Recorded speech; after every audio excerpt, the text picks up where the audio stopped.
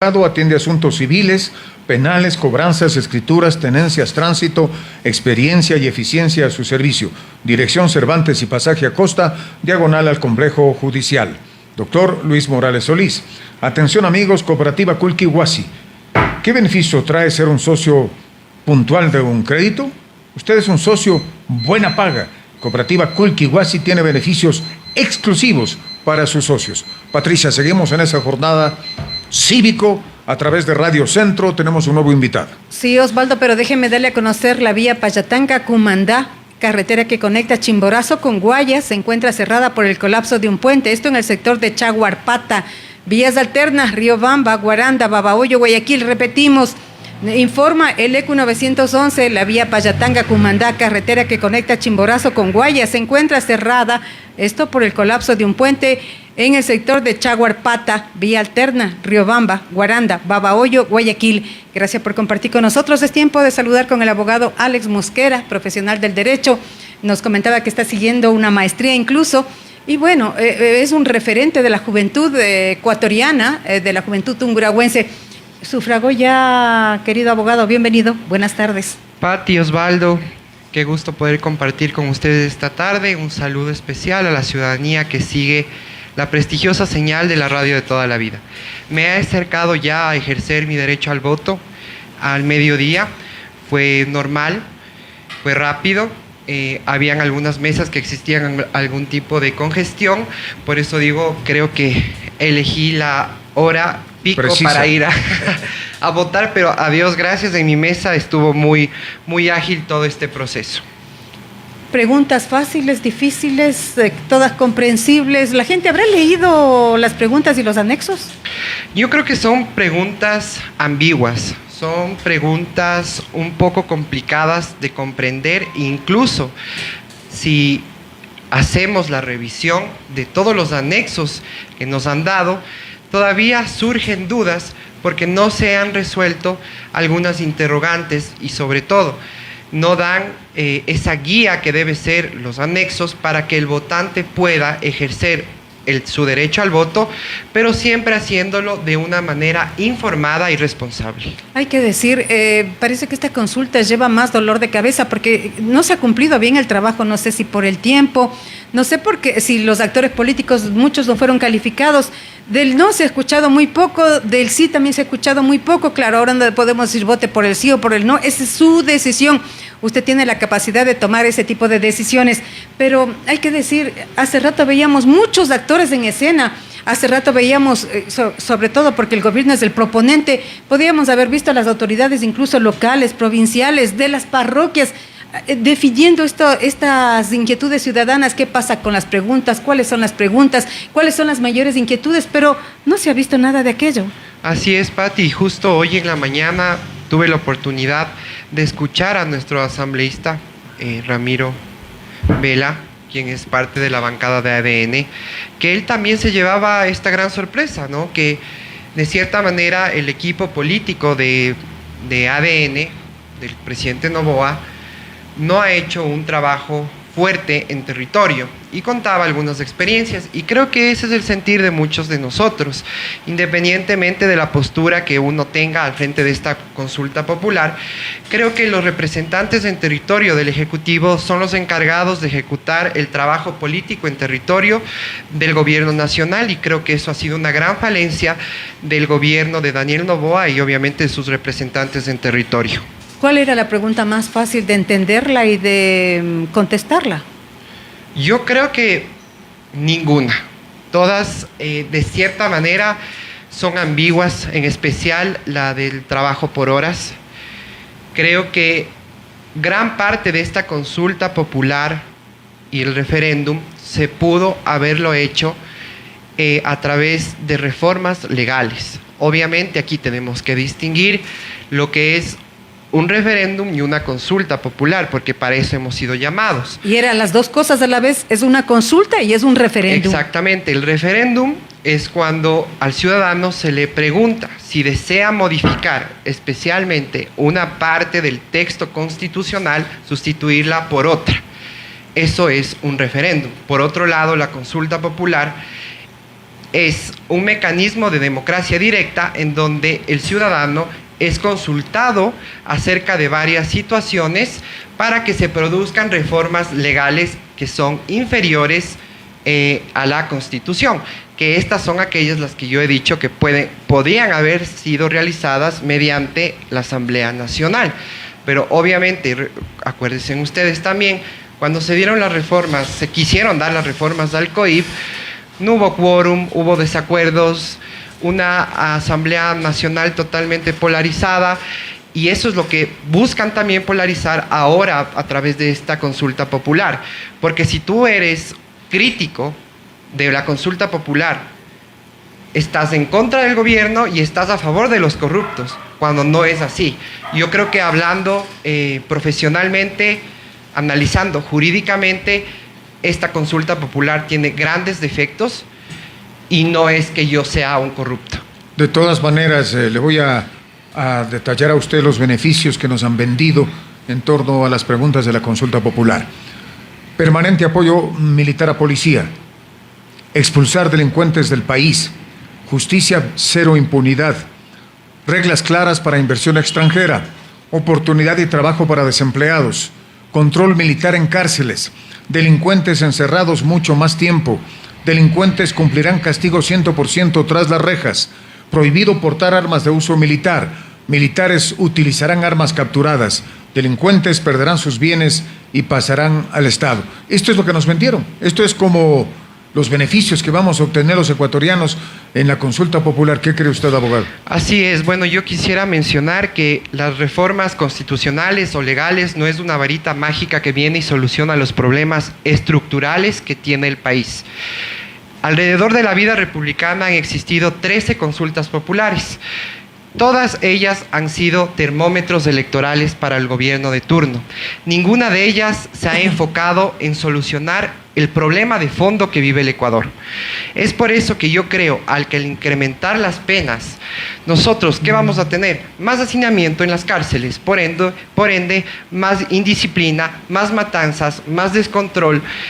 El legislador de Montecristi, cuando creó la Constitución, y por ende su ley orgánica, que es el COIP, lo hizo siempre con este objetivo de la prelibertad para evitar el hacinamiento carcelario, que lo vemos ahora.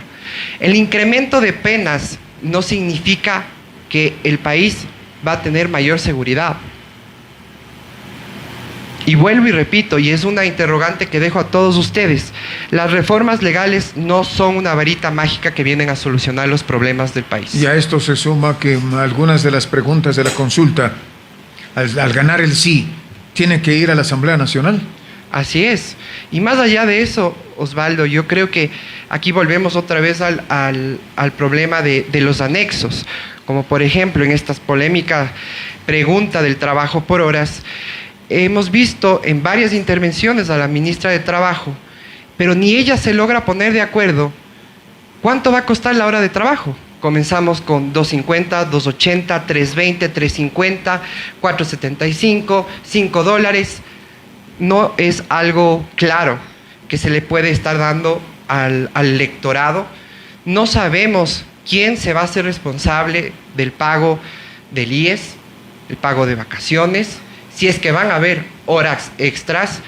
Hay muchas dudas acerca de esta pregunta, pero más allá de eso, creo que sí, el gobierno envió 2 paquetes de preguntas, ustedes recordarán, a la Corte Constitucional, y estas son las que pasaron. Entonces, ¿qué debían hacer? De alguna manera, tratar de despejar cualquier duda que pueda surgir para el elector en los anexos consiguientes. Obviamente, ahora también nos han dicho, nos pintan nos venden la gran idea del arbitraje internacional. Yo quiero recordarles a ustedes, Pati, Osvaldo, y a todas las personas que nos escuchen, que recordemos el caso emblemático del Ecuador, Chevron Texaco. Destruyeron nuestra Amazonía. Fueron juzgados en nuestros tribunales, fueron culpables por ocasionar daños irreparables a la Amazonía. Pero ahí fue una exagerada sentencia en contra de las empresas. Estamos hablando de más de 2.000 millones de dólares. Así es, pero ¿qué pasó en el arbitraje internacional? Le dijo no. Así es. Y 7 de cada 10 casos, las empresas transnacionales son las que ganan en arbitraje internacional. Es por el poder económico, ¿no? Es por el poder económico. Pero internamente igual con los jueces que tenemos. El que tiene vigencia es el que gana. Así es, y ahorita que tope este tema, yo quisiera ahora traer acá a la discusión acerca de esta especialización que quieren dar a jueces que conozcan solamente materia constitucional. Para el habeas corpus. Para los habeas corpus, ¿no? Claro. Y todas las acciones constitucionales que tenemos. Más allá de eso, ¿a usted no le hace pensar que va a ser un gasto totalmente gigantesco para el Estado ecuatoriano generar todo este aparataje dentro del Consejo de la Judicatura, que implica hasta espacios físicos para secretarios, jueces cantonales, jueces provinciales y demás servidores judiciales, primeramente? Y en segundo lugar, no pondremos a tela de duda a estos nuevos jueces cuando ya hemos visto que la corrupción está institucionalizada en el sistema de justicia, como es en el caso Purga, Metástasis y otros más. Creo que esta reforma igual lo único que busca es aumentar el aparataje estatal, y mi gran pregunta es, ¿de dónde va a salir tanto dinero para poner en práctica todo? Cuando la caja está vacía, ¿no? Exacto, cuando la caja está vacía, no tenemos dinero, quieren agrandar el aparataje estatal a través de una pregunta, pero también, sobre todo, Osvaldo, no me llama la atención, 60 millones nos ha costado esta consulta popular y nosotros no tenemos ni luz. Terrible. Y el próximo proceso electoral que se nos viene costará como 120 millones de dólares. Así es, y decir, estamos seguimos gastando, ¿no? Sin tener. A puertas. Entonces, gastamos lo que no tenemos. Son cosas que definitivamente dejan mucho que pensar, independientemente de tomar una postura o estar a favor o en contra. Creo que sí hay que hacer un análisis totalmente imparcial de todo lo que está viviendo el país. Un poquito y no caer en la polarización. Pesimista le veo, abogado. Ni todo es bueno ni todo es malo, ¿no? Pero el deber cívico hay que cumplirlo, hay que ir a votar, ¿no? Así es. Pero con conciencia. Con conciencia y sobre todo siempre informados. Hay que darnos el trabajo también, no solamente si somos abogados o lo que sea, es independientemente de la profesión que uno tenga, tiene que ejercer un voto totalmente informado. ¿Usted cree que pueden cambiar algo las cosas, abogado? La plena. ¿No ve ¿Qué que le diré? Le noto dubitando un poquito. Bueno, es que yo creo que es la mayoría de la mayor parte de ecuatorianos, ecuatorianos. lo que sí mantenemos es esperanza, pero no la confianza fuerte que deberíamos tener, que cuando nos consultan vayamos con conciencia a votar y los gobiernos cumplan lo que nos han preguntado los ecuatorianos. Eso es lo que queremos. Así es, y acuérdense también, hace pocos años tuvimos otra consulta popular que nos prometían que al día siguiente el Ecuador iba a ser el mejor país de Latinoamérica. Es un trabajo largo. Si la consulta popular hoy es aprobada, es un trabajo largo que incluso tal vez no se verán los resultados en este corto gobierno de transición, porque así es. Entonces, de alguna u otra manera, sí creo que el votante tiene que reflexionar su voto, no caer en polarizaciones y sobre todo los jóvenes, nosotros que tenemos el 40% del padrón electoral en Tungurahua, hacerlo de manera consciente, porque nos estamos jugando nuestro futuro y también el futuro de las generaciones que vienen tras nuestro. Alex, digan lo que digan, definitivamente también será un parámetro de medición de la gestión del presidente de los ecuatorianos. Así es, y es como lo mencioné al inicio. Yo hoy estaba revisando y decían que a lo largo de la historia han existido 13 consultas populares en nuestro país. De las 13, todas han sido utilizadas como termómetros electorales del gobierno de turno. El sí ha ganado en aquellas consultas que el gobierno ha tenido más del 40% del apoyo electoral. Estamos a puertas de las elecciones generales del 2025 Recuerden ustedes, en septiembre ya empiezan las inscripciones de las candidaturas y creo que a nadie le cae mal una encuesta pagada por los ecuatorianos, ¿no? Para saber cómo vamos con los números, si tenemos las aceptaciones de las diferentes provincias y de alguna u otra manera ir ajustando esos números para llegar a febrero del 2025. En otras palabras, el presidente esperará escuchar los resultados para ponerse ya en vigencia en línea recta para la próxima campaña política como candidato a la reelección. Y tan cierto es lo que usted dice que, por ejemplo, Guillermo Lasso hizo una consulta en el peor momento de la historia política de él, personalmente, cuando las encuestas no le favorecían. Pensó él que a través de la consulta se iba a salvar y había preguntas tan obvias como, por ejemplo, disminuir el número de asambleístas, que todo el mundo habla todo el tiempo, hay que disminuir el número, es que no son eficaces, no son eficientes, no hay resultados.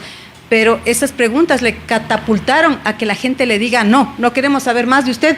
Y ahí tenemos un presidente que está terminando el periodo de Guillermo Lasso que le correspondía a los 4 años. Así es, yo creo que lo que pasó con esta consulta popular de Guillermo Lasso fue un voto en rechazo a la ineptitud de un gobierno totalmente inoperante. Y eso también va a pasar hoy. Los resultados negativos que tenga esta consulta popular no va a ser porque el votante no está de acuerdo con el trabajo por horas, el arbitraje internacional o muchos de los temas que se están preguntando en la consulta. Es un no de rechazo. Está enojado el pueblo, ¿no? Está enojado el pueblo. Y que ustedes mismos lo han podido ver en esta última semana con este desastre que ha sido de los apagones, que nos han dejado pérdidas exuberantes al sector privado, y no solo al sector privado, sino también al pequeño comerciante, al señor de la tienda, al señor que vende su jugo de naranja en los parques o cualquiera de estas cosas. La popularidad del gobierno ha ido decayendo, tanto así que han llegado a decir que ha habido un sabotaje que no sabemos cómo se dio ese sabotaje, porque muchos expertos, yo no podría hablar de este tema porque no tengo mucho conocimiento, pero sí los expertos energéticos han dicho que es imposible vaciar una represa. Ahora bien, claro, es casi imposible, dicen los entendidos, y con eso nos quedamos. Hay sequía, hay mal tiempo, pero digamos lo que todos dicen, los entendidos, los analistas, los comentaristas, no nos llevemos de aquello. No estamos juzgando a un gobierno, estamos en realidad contestando preguntas que pueden transformar nuestra realidad. Así es, y con respecto a, también quisiera referirme a la pregunta A, en el cual nos preguntan del apoyo suplementario para la Policía Nacional por parte de las Fuerzas Armadas. Quiero recordarles también que el presidente hace muy pocos días firmó el decreto 193 y 218, en donde exige el apoyo de las Fuerzas Armadas a la Policía Nacional para la lucha de este conflicto interno que estamos pasando. Estos dos decretos ya recibieron el examen de constitucionalidad de la Corte Constitucional. La Corte le dijo: presidente, usted puede hacerlo mediante un decreto, está bien. Ahora, la pregunta es, ¿por qué nos están preguntando esto cuando el presidente de la República puede hacerlo mediante un decreto presidencial? Y ahí otra vez caemos en estas dudas y preguntas de qué está pasando, cuál es el fondo y el verdadero sentido de esta consulta popular. Muchas gracias, lo hemos escuchado, valioso criterio. Y lógicamente mucho de lo que usted dice, abogado, lo compartimos. Ya le tocará tomar al pueblo la decisión exacta. Muchísimas gracias, un placer. Buenas tardes. Gracias, Pati.